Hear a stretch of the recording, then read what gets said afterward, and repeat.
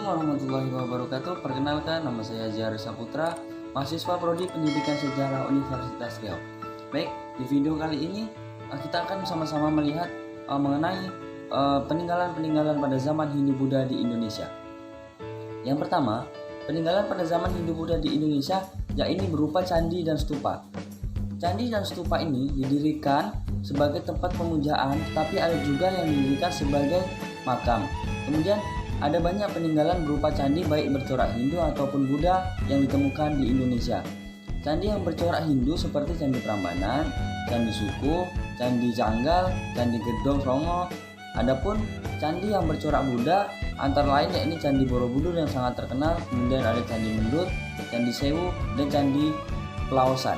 Selanjutnya yang peninggalan pada zaman kerajaan Hindu-Buddha yaitu adalah yang bernama Gapura.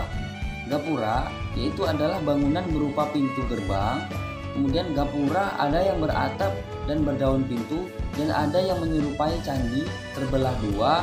Kemudian gapura yang beratap disebut paduraksa dan yang terbelah dua disebut dengan bentar. Yang selanjutnya peninggalan pada zaman kerajaan Hindu-Buddha di Indonesia yaitu adalah berupa petirtaan. Petirtaan itu apa? Petirtaan adalah pemandian suci untuk kalangan istana atau bangsawan, misalnya petirtaan Tirta Ampul dan Jolotundo.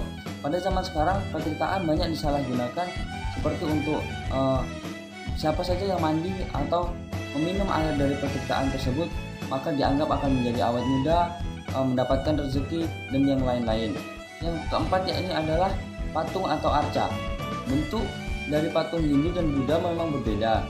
Patung Hindu umumnya berbentuk dewa-dewi, tokoh dan makhluk mistik. Kemudian misalnya patung Raja Erlangga berbentuk patung Dewa Wisnu sedang menunggang Garuda, dan patung Kendedes dalam wujud Dewi Prajana Paramita, sedangkan patung Buddha bentuknya mewujudkan Sang Buddha Gautama sendiri.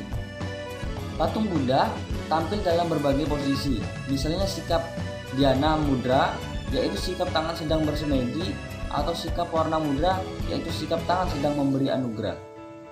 Selanjutnya yakni peninggalan kerajaan Hindu-Buddha yang kelima yaitu adalah berupa relief. Relief yaitu adalah seni pahat pada dinding suatu bangunan atau candi. Relief itu melukiskan suatu cerita.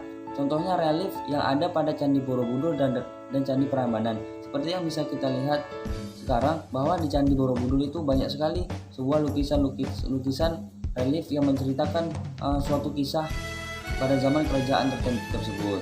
Selanjutnya lagi ini adalah berupa prasasti. Prasasti merupakan tulisan pada batu yang memuat berbagai informasi tentang sejarah dan peringatan atau catatan suatu peristiwa. Misalnya prasasti yang ditemukan di Indonesia yakni prasasti Canggal, prasasti Cirauten, prasasti Talangtuo, dan prasasti Kota Kapur, dan prasasti-prasasti lainnya yang masih banyak lagi. Yakni peninggalan pada zaman kerajaan Hindu-Buddha yakni berupa kitab.